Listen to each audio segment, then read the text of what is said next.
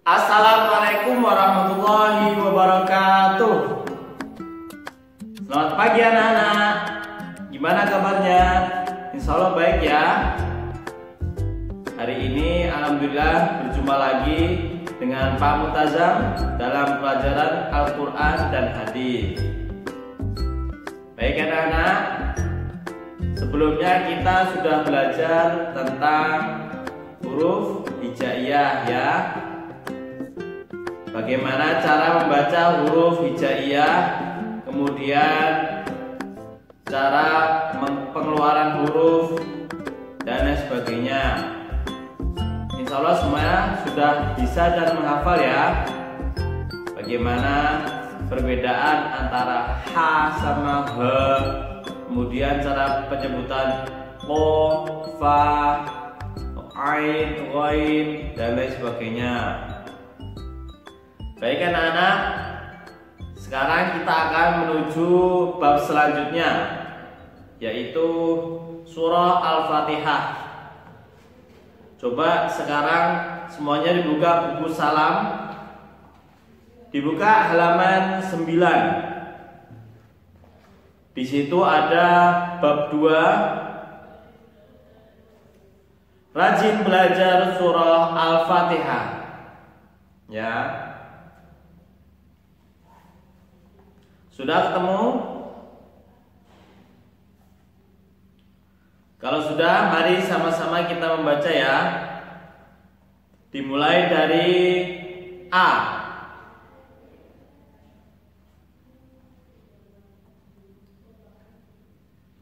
Setelah ini kita akan membaca surah Al-Fatihah dari ayat 1 sampai ayat ke-7. Sudah? Yuk sama-sama kita membaca. Abata. A'udzu billahi minasy syaithanir rajim. Bismillahirrahmanirrahim. Alhamdulillahi rabbil alamin. Ar-Rahmanir-Rahim. Maliki yaumiddin. Iyyaka na'budu wa iyyaka nasta'in. Ihdinas siratal mustaqim. Siratal ladzina an'amta 'alaihim ghairil maghdubi 'alaihim waladdallin. Sudah? Lanjut artinya. Dengan menyebut nama Allah yang Maha Pengasih, Maha Penyayang. Segala puji bagi Allah, Tuhan seluruh alam, yang Maha Pengasih, Maha Penyayang, pemilik hari pembalasan. Hanya kepada Engkaulah kami menyembah, dan hanya kepada Engkaulah kami mohon pertolongan. Tunjukilah kami jalan yang lurus, yaitu jalan orang-orang yang telah Engkau beri nikmat kepadanya, bukan jalan mereka yang dimurkai, dan bukan pula jalan mereka yang sesat. Itu tadi surah Al-Fatihah beserta artinya.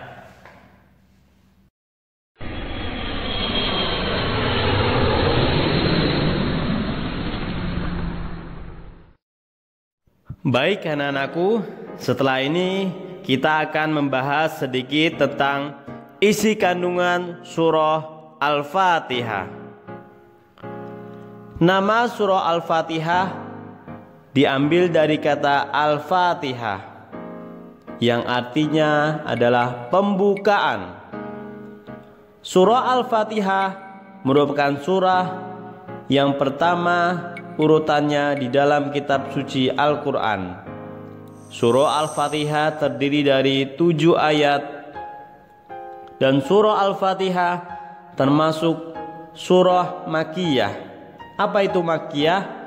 Yaitu surah yang diturunkan sebelum Rasulullah SAW hijrah ke kota Madinah.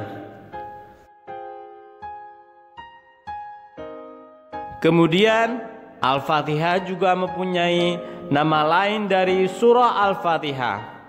Yang pertama adalah Ummul Quran, yang artinya induk Al-Quran. Kemudian yang kedua Ummul Kitab, yang artinya induk kitab. Dan yang ketiga bisa disebut juga dengan As-Sab'ul Mathani, yang artinya 7 ayat yang berulang-ulang. Kenapa disebut dengan berulang-ulang? Karena surah Al-Fatihah merupakan surah yang paling sering kita baca. Contoh, ketika kita hendak melaksanakan sholat, kita harus membaca surah Al-Fatihah. Kemudian ketika kita sebelum memulai kegiatan, sebelum kita membaca Al-Quran dan lain sebagainya. Bahkan di dalam sholat pun kita wajib membaca surah Al-Fatihah. Karena apa? Karena surah Al-Fatihah merupakan rukun dari sholat. Jadi kalau kalian tidak membaca surah Al-Fatihah, maka sholat kalian tidak akan sah ya. Jadi wajib kita baca ya anak-anak. Kemudian isi kandungan surah Al-Fatihah selanjutnya adalah surah Al-Fatihah menjelaskan bahwasanya semua nikmat bersumber dari Allah Subhanahu wa taala ya. Jadi semua nikmat yang kita rasakan ini, itu siapa yang memberi? Allah Subhanahu wa taala ya. Seperti nikmat iman, nikmat Islam, nikmat kesehatan, kemudian nikmat memiliki harta, itu semuanya dari Allah Subhanahu wa taala. Masih banyak nikmat-nikmat yang lain yang belum bisa kita sebutkan ya. Bahkan semua ilmu yang kita miliki itu bersumber dari Allah Subhanahu wa taala. Jadi kita wajib mensyukurinya ya anak-anak, dengan kita mempergunakan nikmat ini dengan sebaik-baiknya. Selanjutnya adalah surah Al-Fatihah menjelaskan bahwasanya manusia harus menyembah dan memohon pertolongan hanya kepada Allah Subhanahu wa taala. Iyyaka na'budu wa iyyaka nasta'in ya. Jadi apabila kalian membutuhkan pertolongan, mintalah hanya kepada Allah Subhanahu wa taala. Selanjutnya surah Al-Fatihah juga menjelaskan tentang jalan menuju hidayah atau petunjuk keselamatan di dalam dunia dan di akhirat. Ihdinas siratal mustaqim. Kemudian selanjutnya surah Al-Fatihah juga menjelaskan tentang orang-orang yang diberi nikmat oleh Allah Subhanahu wa taala, seperti para nabi, kemudian para siddiqin atau orang yang benar-benar beriman, kemudian syuhada yaitu orang yang mati syahid, kemudian sholihin yaitu orang yang beramal soleh. Kenapa anak-anakku mereka diberi nikmat oleh Allah Subhanahu wa taala? Karena mereka telah melaksanakan tugas dan perintah Allah Subhanahu wa taala, dan mereka juga sangat bertakwa kepada Allah Subhanahu wa taala, menjalankan perintahnya dan menjauhi larangannya.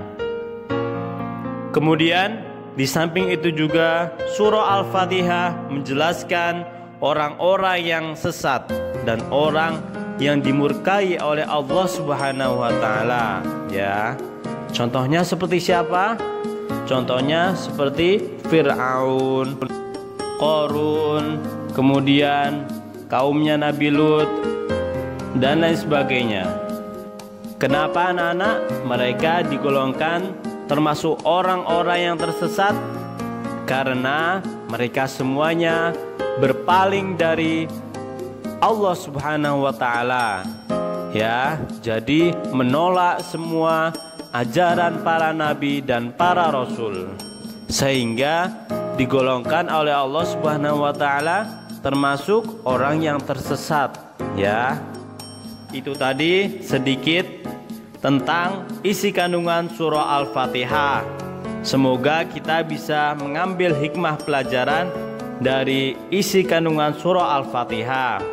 Dan juga kita selalu berdoa ya anak-anak, semoga kita semuanya dan keluarga serta kerabat kita semuanya selalu dilindungi oleh Allah Subhanahu wa taala, dijaga oleh Allah Subhanahu wa taala, dan diberi keselamatan, kesehatan. Kemudian kita selalu diberi nikmat iman, nikmat Islam, dan juga kita digolongkan oleh Allah Subhanahu wa taala termasuk golongan-golongan orang siddiqin, syuhada, dan sholihin. Dan semoga kita dijauhkan oleh Allah Subhanahu wa taala dari perbuatan dosa dan dimurkai oleh Allah Subhanahu wa taala.